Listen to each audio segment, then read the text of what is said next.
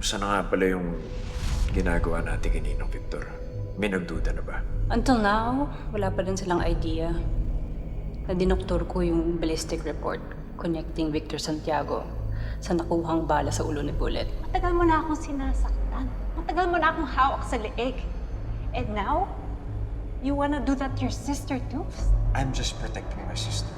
Pag na-revive siya ng mga doktor, I need you to do something. Are you seriously asking me this? Tatay mo itong pinag-uusapan natin. Teka lang, bakit ka biglang tinubuan ng konsensya, ha? I was fine destroying Victor Santiago's reputation for you, but this? You don't understand. If my dad lives, I'm dead. So please, gawin mo ito para sa akin.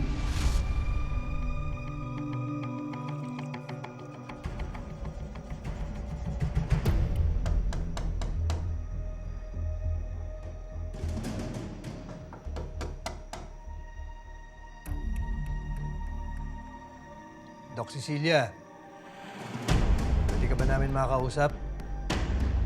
Am I under arrest?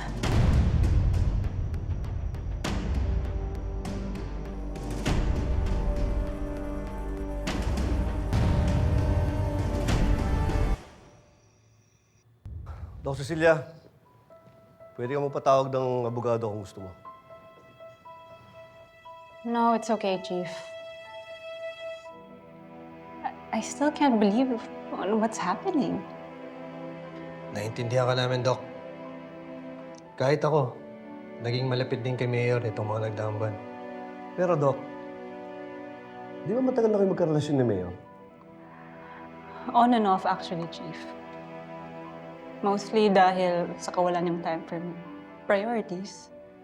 Pero, Cecilia, sa tagal ng relasyon ninyo, wala ka man lang bang napansin na kakaiba kahit konti lang? Wala, Eric. I actually feel betrayed. I had no idea na matagal na pala niya akong niloloko. Doc Cecilia, may alam ka ba kung saan siya pwede magtago? I can give you the addresses of their other properties outside Calabari. Pero I'm sure na-check niyo na mga yon. Dahil nakipag-coordinate na kami sa ibang station at wala siya doon. Well, I'm sorry. Pero hindi ko alam kung matutulungan ko kayo. Hindi ko alam na saan si Glenn.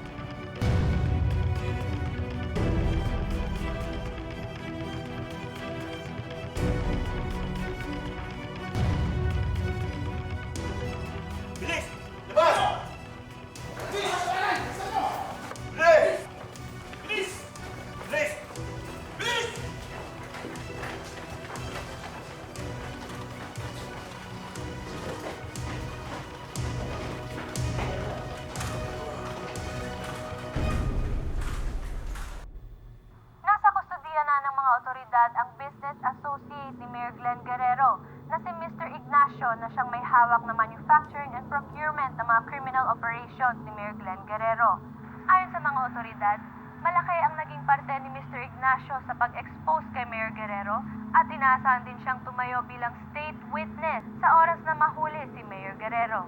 Patuloy pong hinihikayat ng pulisya ang publiko na makipag-ugnayan sa otoridad sakaling may impormasyon tungkol sa kinaroroonan ni Mayor Glenn Guerrero. Mga traidor! Mga traidor! Sinira niyo yung pamilya ko. Sinira niyo ang lahat. Papatayin ko kayo. Iisa-isahin ko kayo. Muli, siya po ay itinuturing na mapanganib at pinapayuhan ng publiko na mag-ingat. Boss, good news. Yung contact ko, kaya doon tayong paalisin sa bansa na walang... Kaya doon tayong paalisin sa Pilipinas na walang problema. Ang unang bagsak natin, Guam. I am not leaving without Cecilia. Mayor, hindi siya nakikialam ako sa love life mo, pero baka dyan pa tayo sumabit kay Doc. Hindi mo ba naiintindihan, Romana? I have nothing left. My empire is gone! Kahit si Faye, hindi na sasama sa akin nun. Wala na sa akin si Faye. All I have is Cecilia. Gawin mo ng paraan yun. She's all I have left. Mayor, naiintindihan kita. Alam ko kung saan nang gagaling. Kaya lang sigurado ako nakausap na ng mga pulis si Doktora. Ano naman sasabihin niya sa mga pulis? She also has a part in this.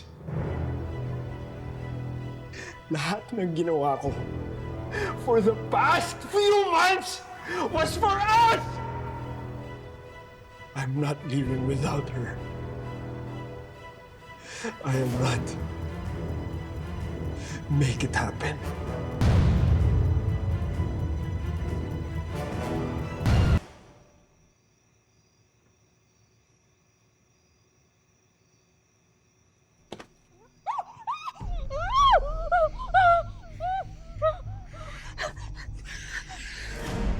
Sir, pwede ho bang mag-request ng security para kay Faye?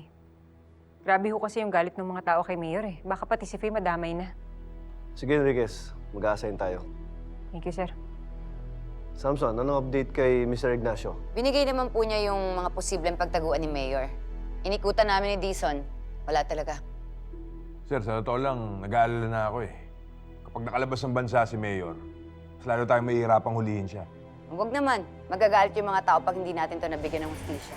Enriquez, ano palang balita kina Mr. and Mrs. Perfecto? Ang sabi dun sa immigration, sir, hindi pa daw nakaka-uwi mula dun sa Switzerland. Baka nabalitaan na nila yung tungkol kay Mayor Glenn. Lalong hindi yung uwi dito sa Pilipinas. Mukhang mahihirapan talaga tayong hulihin si Mayor. Huwag kang mag-alala, Samson.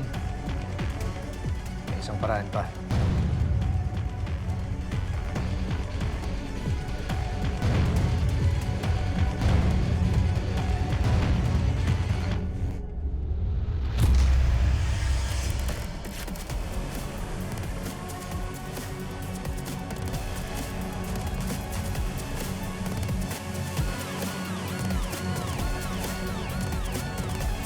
Napasok tayo mga pulis!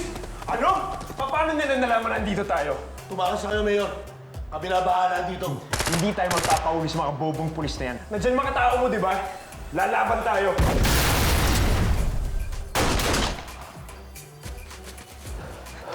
Dok, Gusto kong iparamdam sa inyo yung sakit na pinaramdam niyo sa akin!